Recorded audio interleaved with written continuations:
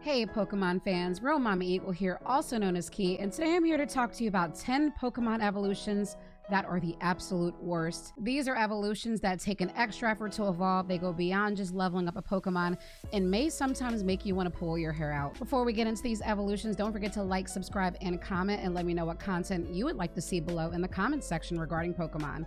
Now let's get started.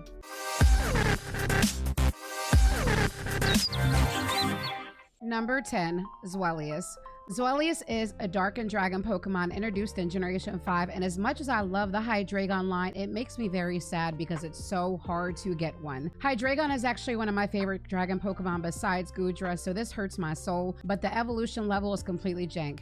For starters, you have to find a Dino, which you cannot do until Victory Road in Gen 5. Then you have to wait for Dino to get to level 50 to evolve into a Zweilous. If that isn't bad enough, you have to wait for your Zweilous to evolve at level 64, which is absolutely absurd. And that's my biggest gripe with Gen 5, that it has these absurdly high evolution levels, but you may get through the Elite Four before you even get to use, love, and enjoy your Hydreigon. So Zweilous definitely cuts the top 10 for its unusually high evolution level.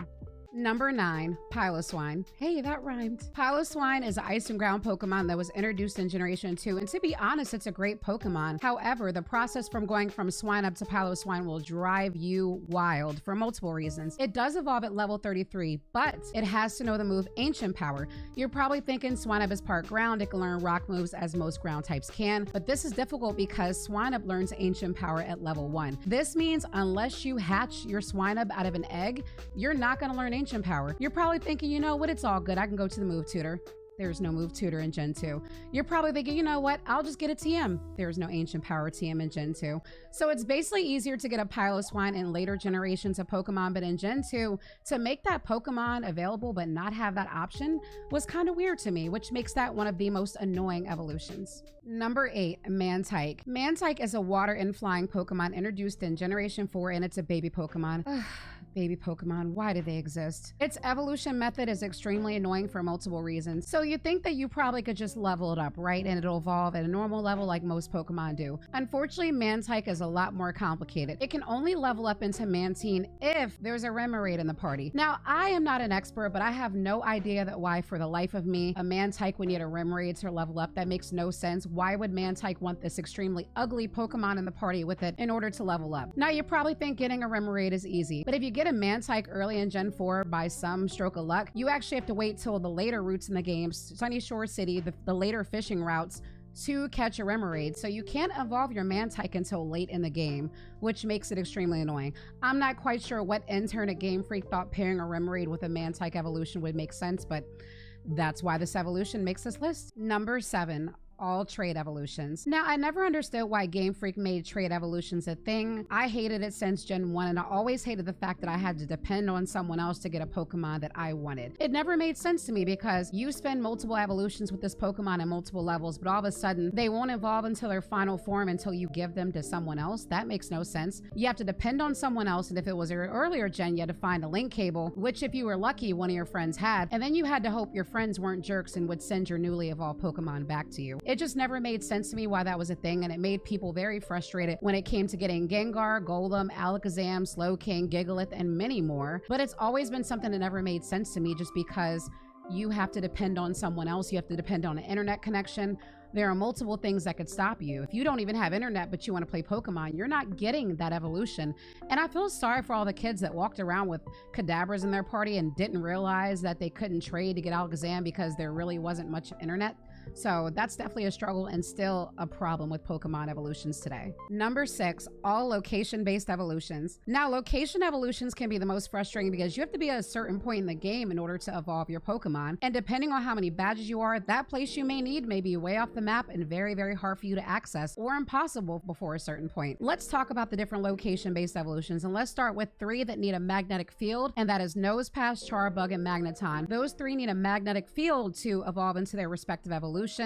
And depending on the game, the magnetic field can be annoying or very hard to reach. Then there's Eevee, who has 2 location evolutions, Leafeon and Glaceon, and Leafeon needs the Mossy Rock, and Glaceon needs the Icy Rock. Leafeon can actually evolve pretty easily in Gen 4 because you have the Mossy Rock in Eterna City, but Glaceon, you don't see the Icy Rock all the way till the end near Snow Point, near the end of the game, which means you're gonna go pretty much through your playthrough with an Eevee that does not have ice moves because you cannot evolve it into a Glaceon yet. So that can be very frustrating. Depending on a certain location in order to evolve a Pokemon can definitely be frustrating depending on access you may have, and it can definitely hold back the rest of your team. Number 5, Galarian Yamask. Now, Yamask was originally introduced in Generation 5 as a ghost Pokemon, but in Galar games, Sword and Shield, they did give it a new evolution and evolution process, which is extremely weird and unnecessary. Why, Game Freak? Why? For starters, you have to take your Yamask, you have to actually get it in battle, and it has to take 49 points of HP damage. Now, it can only do this by one move. You can't use moves like Bullet Seed or multi-hit moves, or it won't count. So that can be extremely annoying. You then have to take it to the Dusty Bowl area in the wild area and go under the arch in order for it to evolve into a Runerigus. It's very tedious and very frustrating. I did this multiple times and I got like 47 damage, or I got like 58 damage or 60 damage, way too much damage to the point where it was really messing my evolution. So I had to literally save and keep going into battles to hope that it got 49. As soon as you go under to that arch in the Dusty Bowl, it does trigger automatically, but just an unnecessary evolution that takes a few extra steps that we didn't ask for. Number 4, Tyrogue. Tyrogue is a fighting type baby Pokemon, yuck, introduced in Generation 2, and its evolution is definitely annoying for multiple reasons. It can evolve into either Hitmonlee, Hitmonchan, or Hitmontop, depending on stats, but this evolution is so annoying because you really have to pay attention to its stats, micromanage them, and look at them after every battle, and you sometimes even have to buy stat boosting items in order to help Tyrogue become one of these evolutions. So you have to monitor it and micromanage, and it's so extra for no reason. Why, Game Freak? Why again? But in order to get Hitmonlee, you have to have higher attack. To get Hitmonchan, you have to have higher defense. To get Hitmontop, you have to have equal attack and equal defense, and it's really hard to know what it's going to be. I pretty much either gotten a Hitmonlee or Hitmonchan because I never figured out how to get a Hitmontop and have the attack and defense equal. It's just extremely frustrating and something that they put into the game to make us mad on purpose. And it's a shame because I always wanted a Hitmontop and I haven't had one. Thanks a lot, Game Freak. Number 3, Combee and Salandit. I'm gonna put these two Pokemon together because their evolution process is very similar and very, very annoying. Whoever made the evolution for these two Pokemon, I'm convinced that they just don't like men, but let's get into it. Combee evolves into Vespiquen at level 21, but it has to be a female Combee or it will not evolve. And Salandit evolves into Salazzle at level 33, but it has to be a female Salandit or it will not evolve. And the really annoying thing about both of these Pokemon is that in order to find their pre-evolutions, you have to really look around because both only have an 11% encounter rate. When I was looking for the female counterparts of each Pokemon, I basically looked around for hours and hours, especially for a Combee, before I actually found one.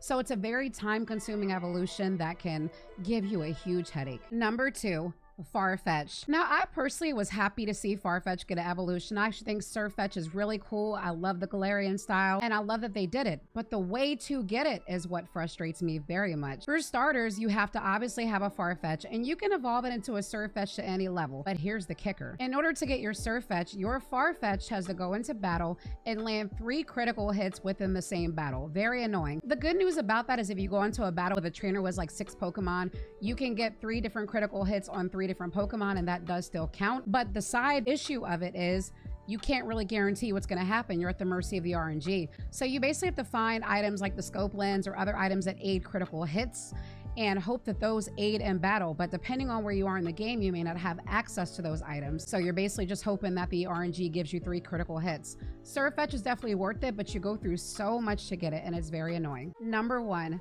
Phoebus. Now, Phoebus to me is still the most annoying evolution of all, and it has 2 evolution methods that are both extremely irritating. I should know because I've used Melodic so many times in Gen 3. It's one of my favorite Pokemon, and I will forever be irritated by its evolution processes. Let's start with the original Generation 3. For starters, finding a Phoebus alone is completely ridiculous. You have to go to the Weather Institute. That's the only route it's on, and there are only 6 tiles on that entire route you can fish in to find Phoebus. So once you spend hours fishing for Phoebus, you have to go through the great pleasure of leveling it up with high beauty. So you have to find Pokeblocks that specifically have the beauty ability in them, feed them to your Phoebus, and then participate in contests, get its beauty up, and then it evolves into Melodic.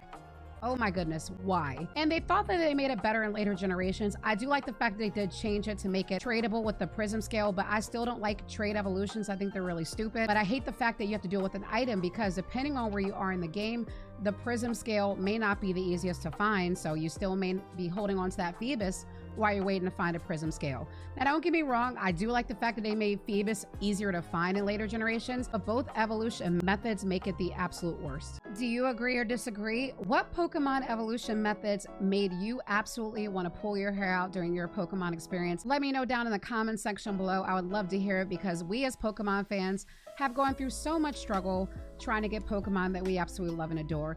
Don't forget to subscribe and like as well. Look out for more Pokemon videos and let me know what content you would like to see. I am also Real Mama Eagle on all social media platforms, and I do live streams on Twitch at twitch.tv/Real Mama Eagle. Thank you so much for watching, and I'll see you all next time.